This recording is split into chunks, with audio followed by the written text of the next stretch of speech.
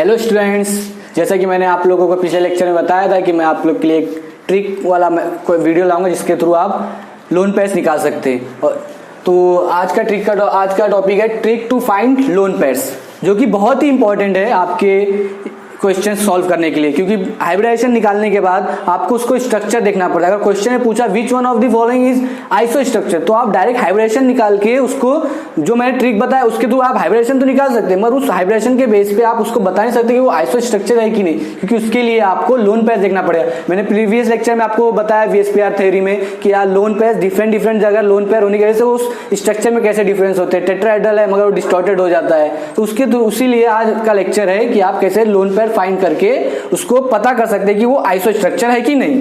तो आज पहला हम देखते हैं कि वो ट्रिक क्या है, उसका लिख लीजिए जो मैं लिख रहा हूं।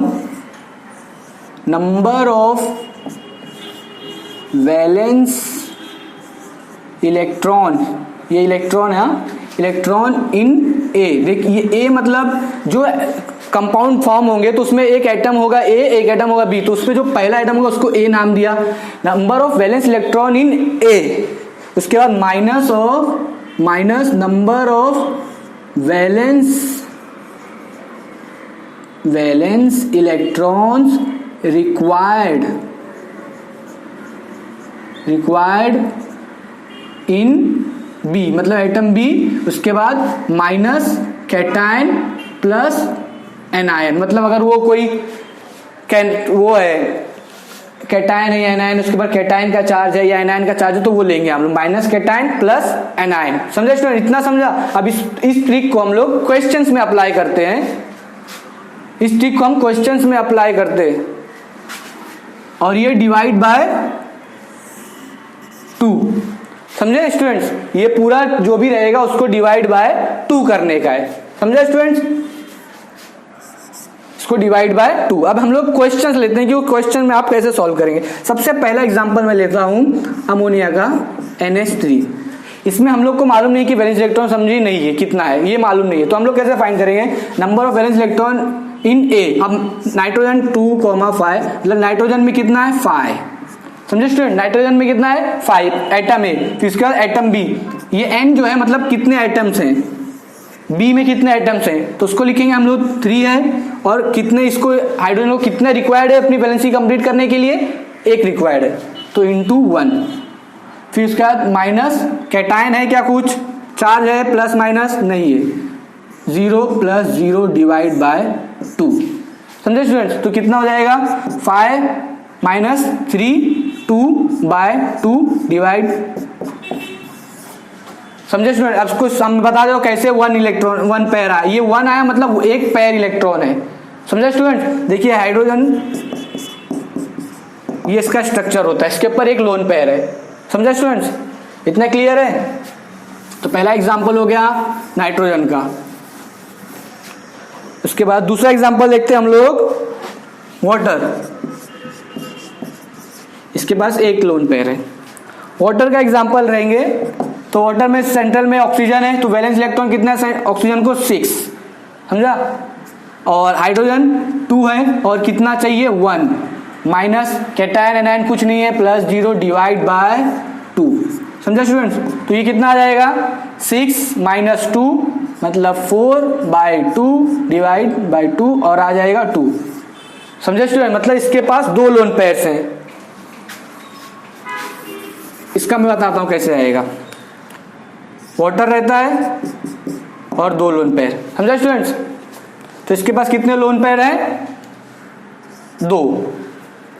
देखिए इसका हाइब्रिडेशन के थ्रू निकालेंगे तो ये भी sp3 आएगा और ये भी sp3 आएगा, मगर ये जो है ये V शेप रहता है, ये डिस्टॉर्टेड रहता है, और ये जो रहता है ये V शेप रहता है। VSPR थ्योरी में मैंने आपको बताया है। ठीक है, सेम है। अगर आप क्वेश्चन में पूछ रहे which one of the following iso structure, तो आप हाइब्रिडेशन निकालेंगे, जो हाइब्रिडेशन सेम आएगा, तो आप कंफ्यूज मत होना कि हाइब्रिडेशन सेम है तो सेम स्ट्रक्चर रहेगा, क्योंकि देखिए लोन पेयर का डिफरेंस इसलिए समझिए स्टूडेंट्स कि ये आपके लिए कितना इंपॉर्टेंट है वैलेंस इलेक्ट्रॉन निकालना, लोन पेयर्स निकालना। ये हो गया 2 एग्जांपल हमारे। और तीसरा एग्जांपल देखते हैं हम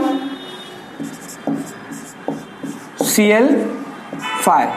अब देखिए क्लोरीन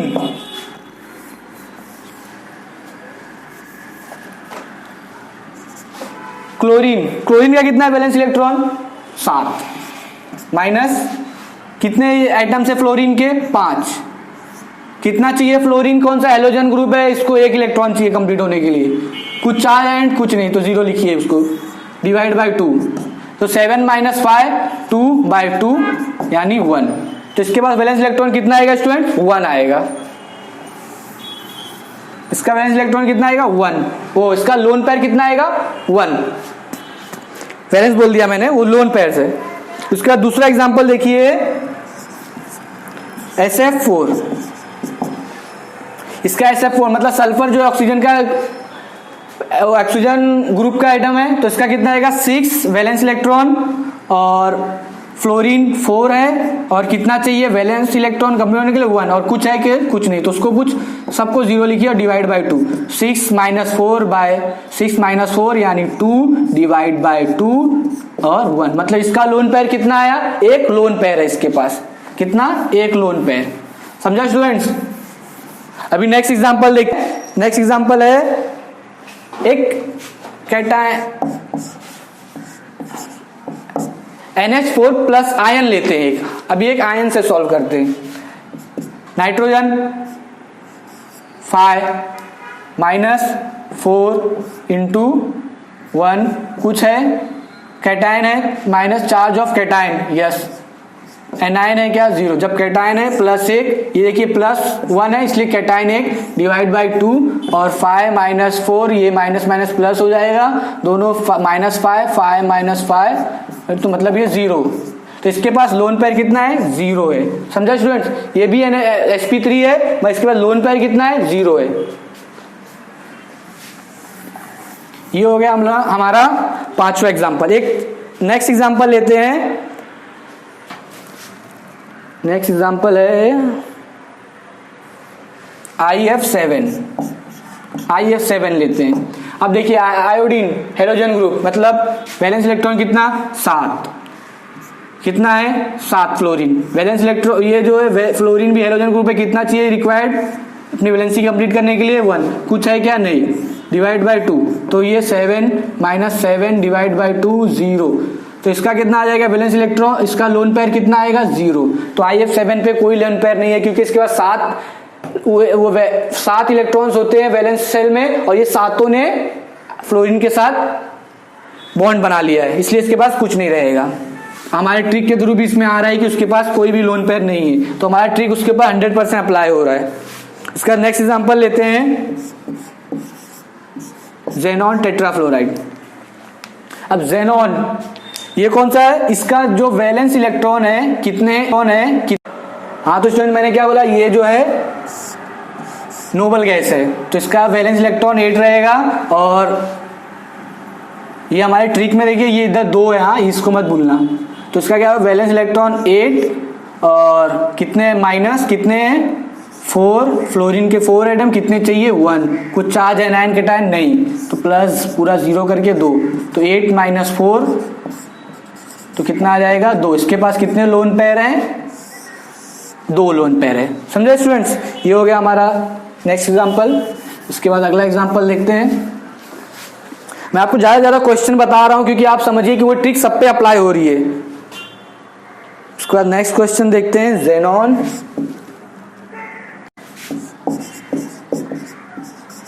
प्लस, समझे स्टूडेंट्स। अब देखिए ज़ेनॉन जो है मालूम है नोबल गैस है 8 माइनस 5 और कितना चाहिए 1, charge of minus charge of cation कितना है चार्ज 1 प्लस एनायन है 0, तो डिवाइड बाय 2, समझा स्टूडेंट। अब करिए इसको 5 और ये माइनस माइनस 6 प्लस हो जाएगा तो -6, 8 माइनस 6 डिवाइड बाय 2 यानी 2/2 डिवाइड 1। इसके पास कितना लोन पेयर है, एक लोन पेयर है। ये हम आयंस में देख रहे हैं। उसके बाद नेक्स्ट है, ये हो गया, ये हो गया। उसका नेक्स्ट देखिए ज़ेनॉन कैटायन एनायन में देखते हैं। कितना आएगा इसका 8 माइनस 5 प्लस कुछ है क्या इसके ऊपर? नहीं है। इसके ऊपर एनायन है 1, तो कितना हो जाएगा?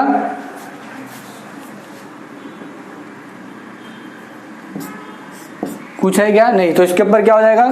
लिखेंगे 2, इसको सॉल्व करिए 5 और ये माइनस प्लस कितना हो जाएगा इसमें से? 8 माइनस 4 डिवाइड बाई 2, 4/2 यानी 2। इसके पास लोन पेयर 2 आएगा। एनायन कैटायन के पास 1 आया, एनायन के पास 2 आया, मतलब हमारे ट्रिक के थ्रू सही आ रहा है। ज़ेनॉन टेट्राफ्लोराइड और ज़ेनॉन टेट्राफ्लोराइड, ज़ेनॉन, ये ज़ेनॉन Fi और ज़ेनॉन Fi माइनस और प्लस, मतलब इन दोनों को हमने सॉल्व कर दिया तो कैटायन एनायन दोनों में हमारा आ गया।